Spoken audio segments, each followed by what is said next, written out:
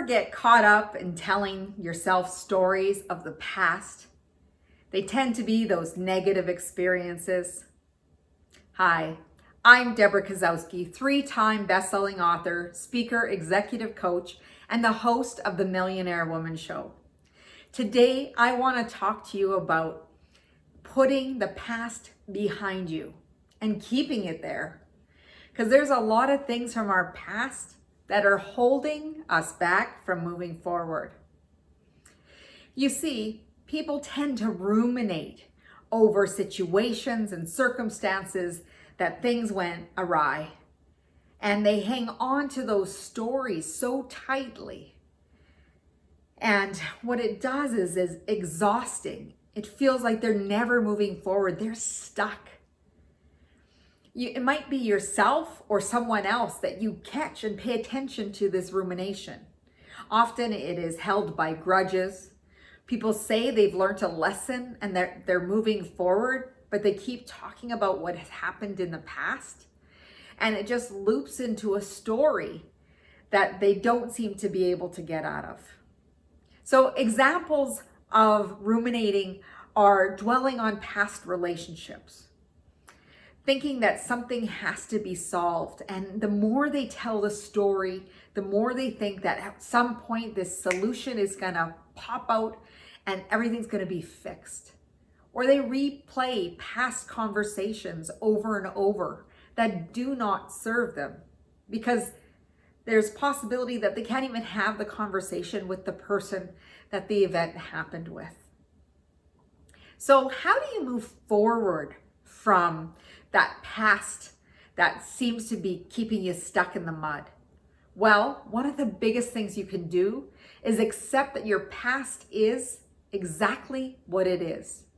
It's the past. It's behind you.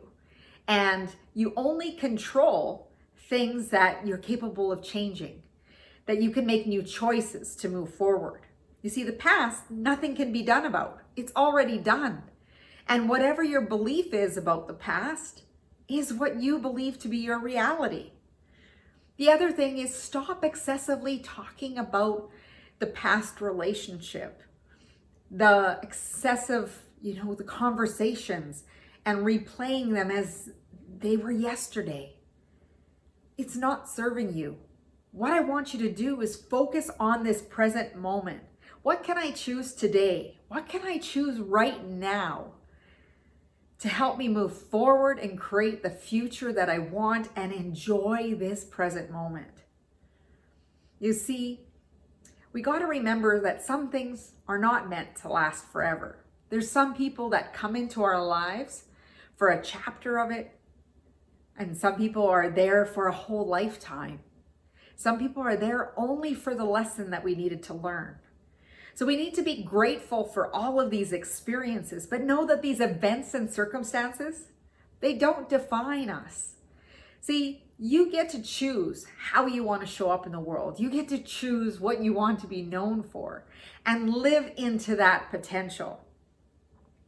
So instead of beating yourself up about maybe things that went wrong, that there was failures, you got to chalk it up to a learning experience and really learn from it, take the lesson, and move forward.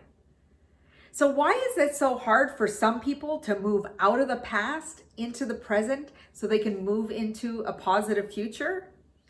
Well, part of that is because they are comforted by the stories that there was warm moments and special moments that they want to hang on to. And the negative ones kind of got roots and grabbed into that story as well.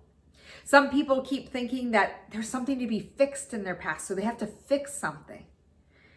And the other part is, some people like to stay in the victim state, the victim story where you can blame and complain and point fingers at people and not take any responsibility for any of the events and circumstances that had happened in the past. You see, we got to acknowledge them, but we don't have to relive them. What are some of the things that you can do to help leave that past behind you and drop that baggage for good?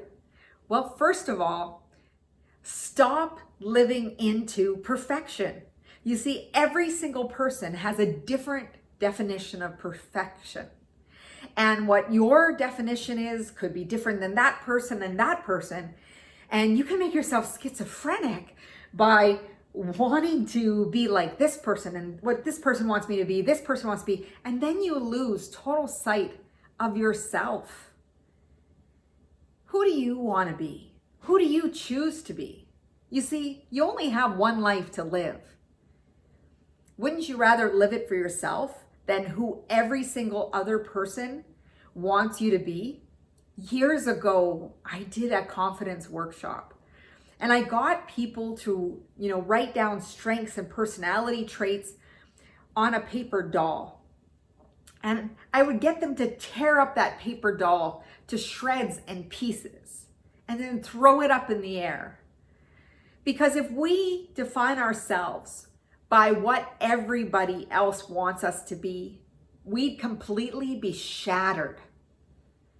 So the extra part of the exercise was to write down all of the things they saw themselves to be, empowering words that would help them move forward into a positive future. You see, your words create worlds. Pay attention to what you're saying.